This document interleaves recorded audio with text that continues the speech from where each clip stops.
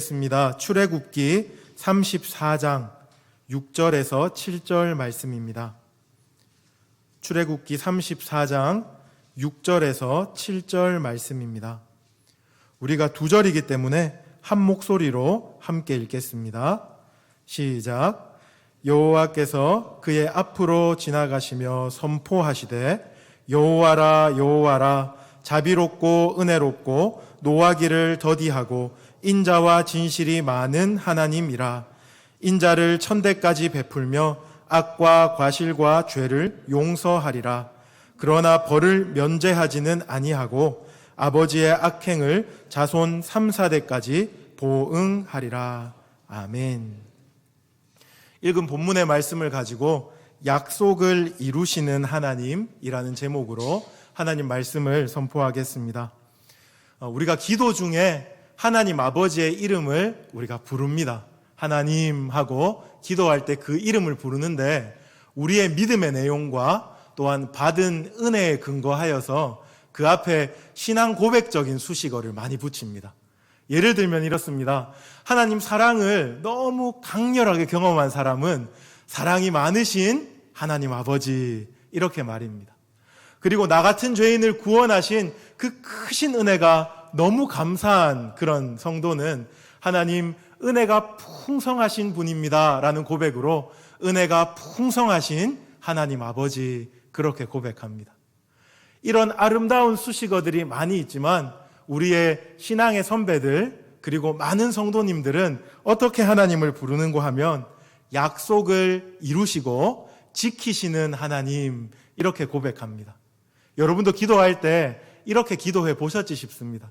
약속을 지키시는 하나님 아버지라고 말입니다. 성경에 보면 하나님은 자신을 계시하실 때 항상 나는 약속의 신실한 하나님이다 라고 계시하고 계십니다. 그리고 우리가 신앙생활 하면서 많은 경험을 통하여서 우리가 너무나도 잘 알고 있죠.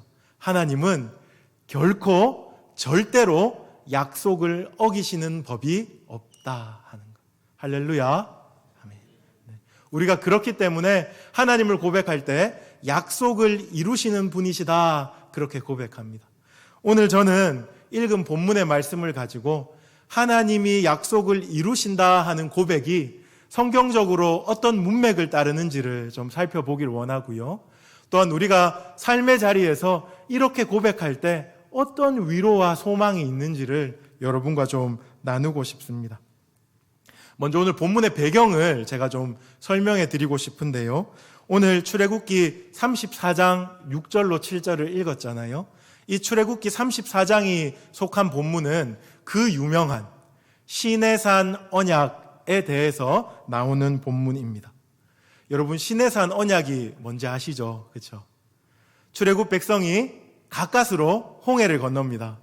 홍해를 건너서 시나이 반도의 시내산 앞에 머무르면서 하나님과 언약을 맺은 그것을 보고 우리는 시내산 언약이다, 이렇게 말하고 있습니다. 모세가 시내산에 올라가서 십계명 받고 이런 거 여러분 기억하실 겁니다. 시내산 언약은 우여곡절이 굉장히 많이 있는 언약입니다. 처음에 하나님이 이스라엘 백성들과 언약을 체결하자 말씀하시고 언약 체결식을 하고 모세가 시내산까지 올라갈 때까지는 굉장히 순조롭습니다. 그런데 큰 위기가 하나 발생합니다. 뭡니까? 금송아지 사건. 금송아지 사건이라는 큰 위기가 발생해서 이 시내산 언약이 깨어질 위기에 놓입니다. 시내산 언약의 특징이 있습니다. 이것은 조건적이고 쌍방적인 언약이라는 겁니다. 좀 말이 어렵지요? 제가 쉽게 풀어드릴게요. 이것은 그 언약 당사자 중에 한 명이라도 이 언약을 어기면 언약이 파기되어 버리는 그런 조건을 가지고 있는 언약입니다. 하나님과 이스라엘 백성이 언약을 맺었어요. 그 언약의 내용이 뭡니까? 하나님만 섬기겠습니다. 하나님께만 순종하겠습니다 하는 언약이었는데 이스라엘 백성이 금송아지를 만들고 우상 숭배함으로 그 언약을 어겨버린 거예요. 그래서 언약이 파기될 위기에 놓이게 됩니다. 하나님이 막 분노하시고 격정을 내세요. 그 장면이 출애굽기 32장 9절로 10절 말씀에 나오는데요. 자막을 한번 띄워주시기 바랍니다. 제가 한번 읽어드리겠습니다. 여호와께서 또 모세에게 이르시되 내가 이 백성을 보니 목이 뻣뻣한 백성이로다. 그런즉 내가 하는 대로 두라. 내가 그들에게 진노하여 그들을 진멸하고 너를 큰 나라가 되게 하리라. 무슨 말입니까? 이제 이스라엘 백성들 버려버리겠다는 거예요. 언약을 그들이 파기했으니 나는 그들을 더 이상 내 백성 삼지 않겠다라고 말하고 모세를 들어서 큰 민족을 이루고 모세로 말미암은 그 민족과 함께 언약을 맺겠다 이렇게 말씀하십니다. 그런데 모세가 하나님의 바짓가랭이를 잡고 늘어지잖아요. 그렇죠? 32장 11절부터 모세의 간곡한 기도가 나오는데요. 이것은 기도라기보다는 땡깡에 가깝습니다. 어떻게 하나님께 매달리냐 하면 하나님께서 이 시내산 언약을 맺기 전에 아브라함과 이삭과 야곱과 더불어 약속을 맺어주시지 않았습니까? 비록 이 백성은 범죄하였지만 그 약속에 근거하여서 제발 이 백성을 버리지 말아 주십시오. 그렇게 기도하는 겁니다. 하나님 약속하셨잖아요. 하나님 약속하신 대로 좀 이루어 주십시오 하고 모세가 하나님의 바짓가랭이를 잡고 지금 땡깡을 피우는 거예요. 그런데 하나님이 어떻게 하십니까? 하나님이 모세의 이 간곡한 기도를 들으세요. 들으시고 성경에 굉장히 파격적인 표현인데요. 그분이 뜻을 돌이키사라는 그런 문맥이 나옵니다. 하나님이 뜻을 돌이키셨다 할 정도로 하나님이 모세의 기도를 받아주시고 다시 시내산 언약을 재체결하는 장면이 34장에 나옵니다. 그리고 하나님이 다시 모세를 시내산 위로 불러주세요. 처음에 하나님이 두 돌판 십계명을 주실 때는 하나님께서 돌판도 만드셨고 글자도 새겨주셨거든요. 근데 두 번째 모세를 부르실 때는 하나님이 돌판 가지고 와라 그렇게 하세요. 돌판을 가지고 모세가 시내산 앞에 하나님 앞에 섰습니다. 그때 하나님께서 말씀하시는 겁니다. 우리 다시 본문을 읽어볼게요. 34장 6절로 7절 말씀입니다. 한 목소리로 읽겠습니다. 시작. 여호와께서 그의 앞으로 지나가시며 선포하시되 여호와라 여호와라 자비롭고 은혜롭고 노하기를 더디하고 인자와 진실이 많은 하나님이라. 인자를 천대까지 베풀며 악과 과실과 죄를 용서하리라. 그러나 벌을 면제하지는 아니하고 아버지의 악행을 자손 3, 4대까지 보응하리라. 이 말씀의 배경을 여러분 들으셨습니다. 그리고 말씀을 다시 한번 같이 읽었는데요. 여러분 감동이 조금 다르실 것 같아요. 배경을 알고 말씀을 읽으시면 그 감동이 훨씬 더합니다. 저는 오늘 읽은 이 본문의 말씀을 가지고 하나님이 왜 약속을 이루시는 분이신가 하는 것을 크게 두 가지로 살펴보고자 합니다. 처음에 6절 처음 전반부를 보시면 여호와께서 그의 앞으로 지나시며 선포하시되 여호와라 여호와라 라고 하시면서 자신의 이름을 알려주십니다. 여호와라 한 번만 말하는 게 아니고 몇 번 말합니까? 2번. 반복해서 말한다는 것은 굉장히 중요하다는 의미입니다. 성경에서 그냥 허투루 반복하지 않아요. 하나님께서 모세에게 여호와라 여호와라 라고 그 이름을 반복해서 말씀해주고 계십니다. 이 여호와라라는 이 이름이 언약이랑 깊은 관계를 가지고 있기 때문에 그렇습니다. 여러분 여호와라는 이름은 어디서 시작됐냐 하면요, 모세가 출애굽기 3장에서 불은 붙었는데 타지 않는 떨기나무 앞에 서게 되죠.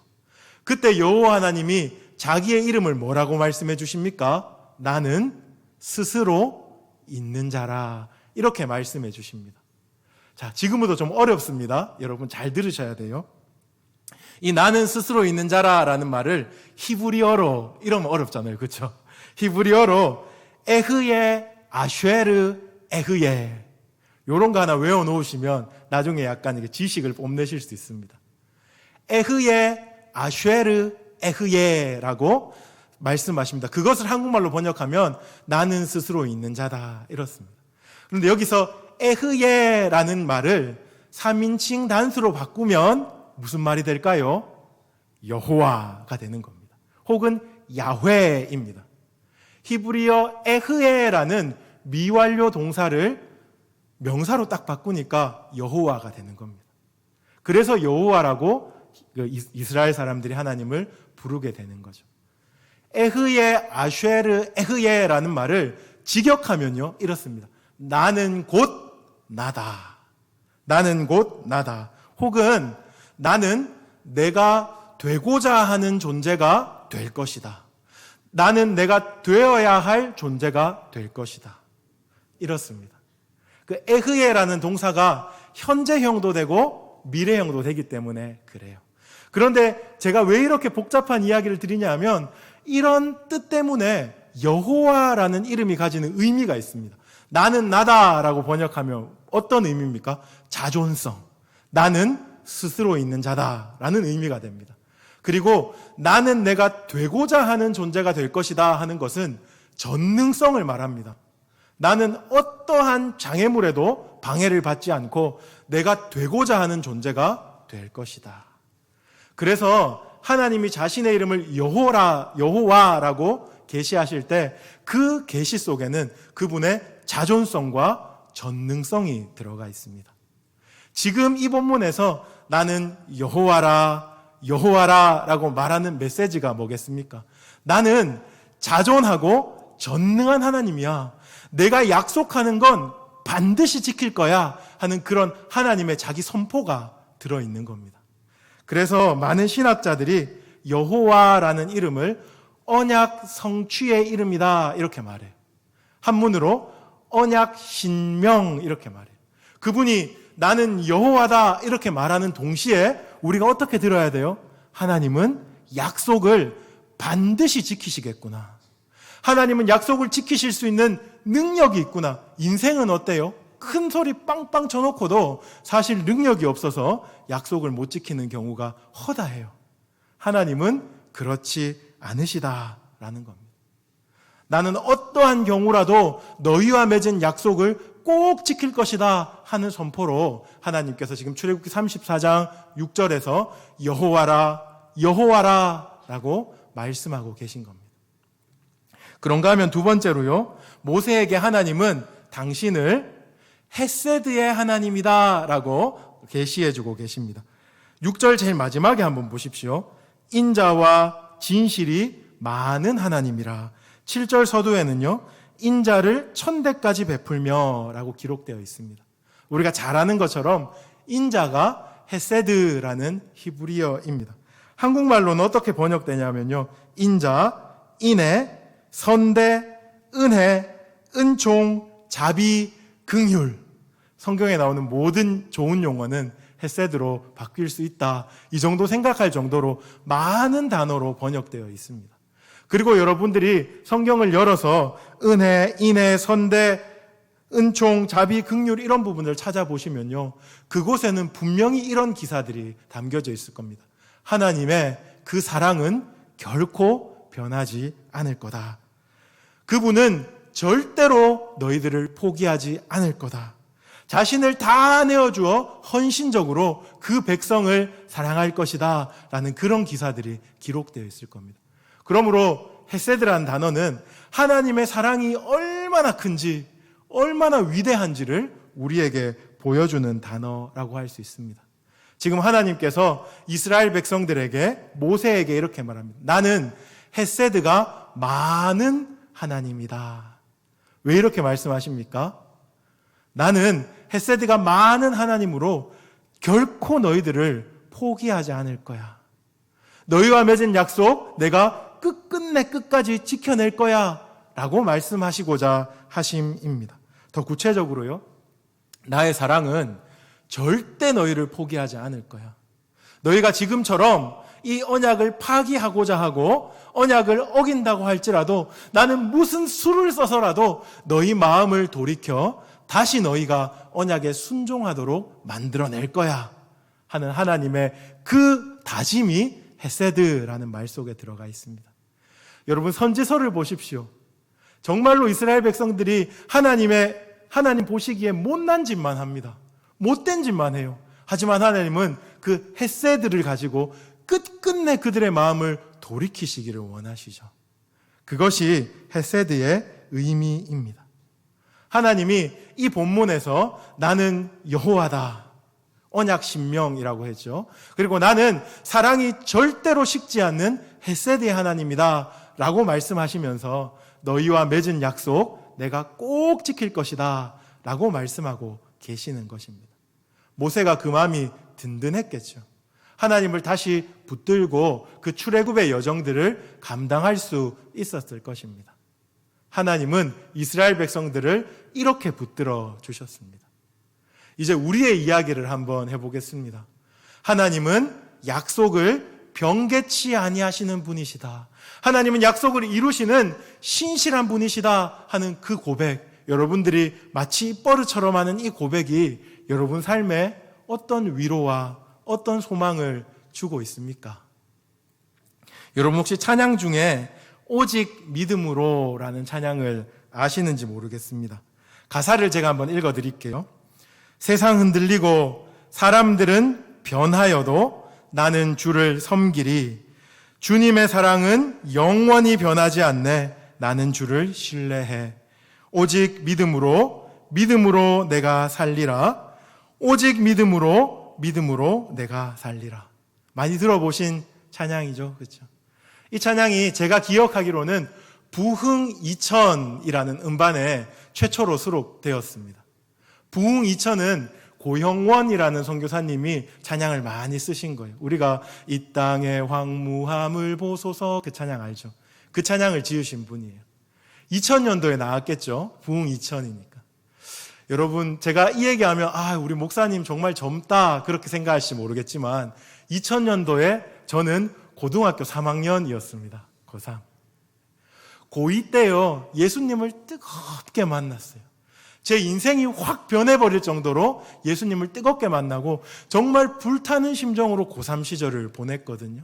그런데 이 찬양을 제가 학교에 왔다 갔다 등교하고 하교하면서, 그리고 그때는 야간 자율학습이 있었는데 자율학습 하면서도 귀에 이제 CD 플레이어를 꽂고 그렇게 찬양을 많이 들었던 기억이 납니다. 도전을 많이 받았고요.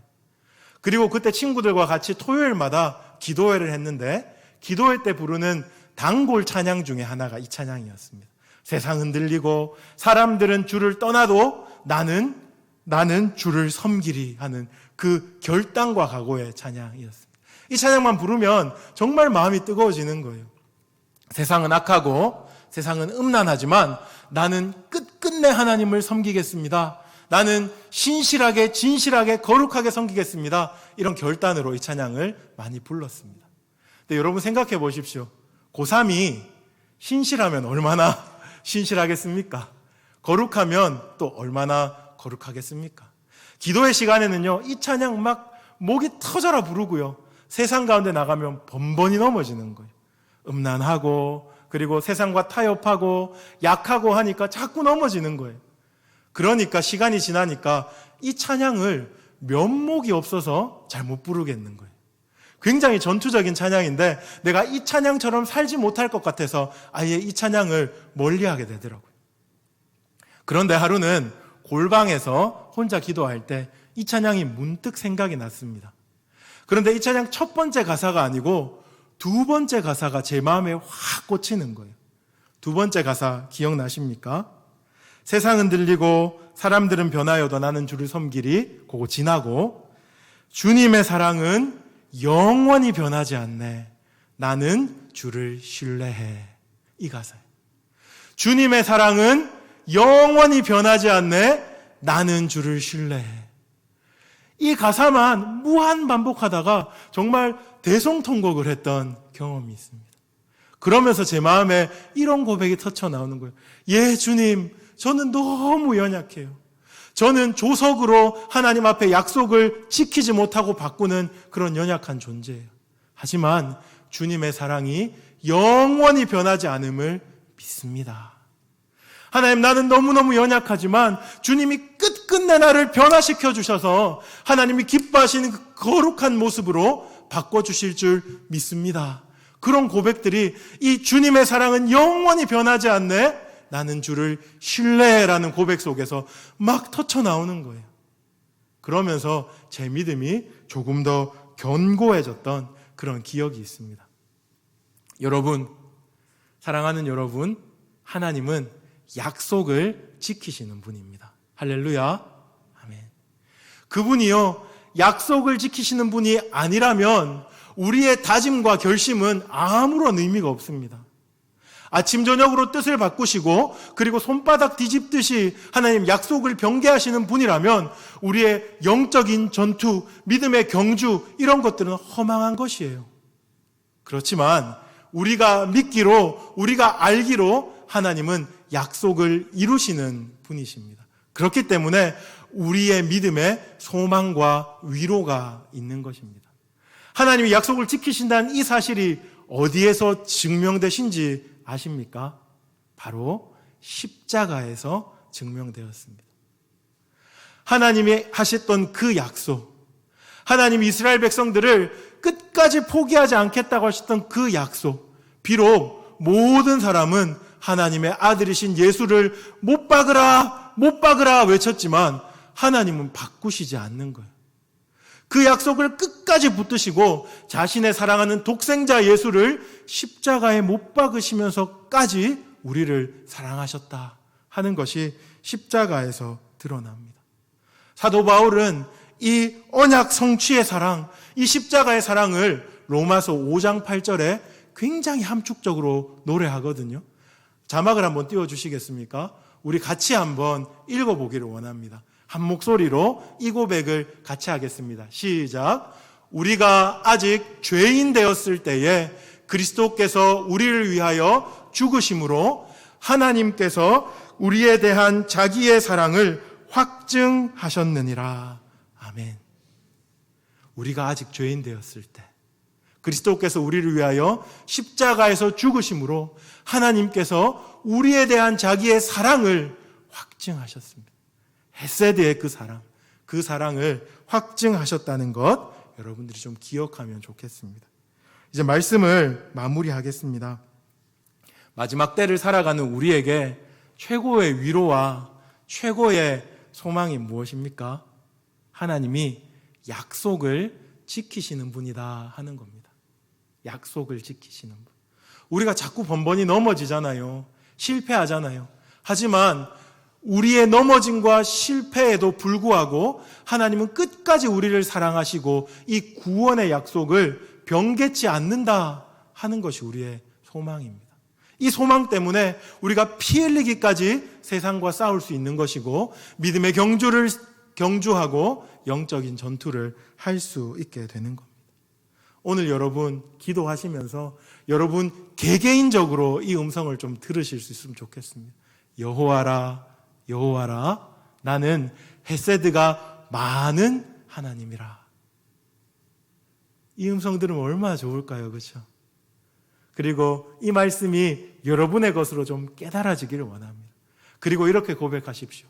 오직 믿음으로 내가 살리라. 이 고백 위에 하나님께서 은혜 부어주실 줄 믿습니다. 그 위로와 소망 가운데 하나님과 동행하시는 여러분 되기를 주님의 이름으로 축복합니다. 우리 말씀 기억하면서 함께 찬양하기를 원합니다. 제가 소개했던 찬양인데요.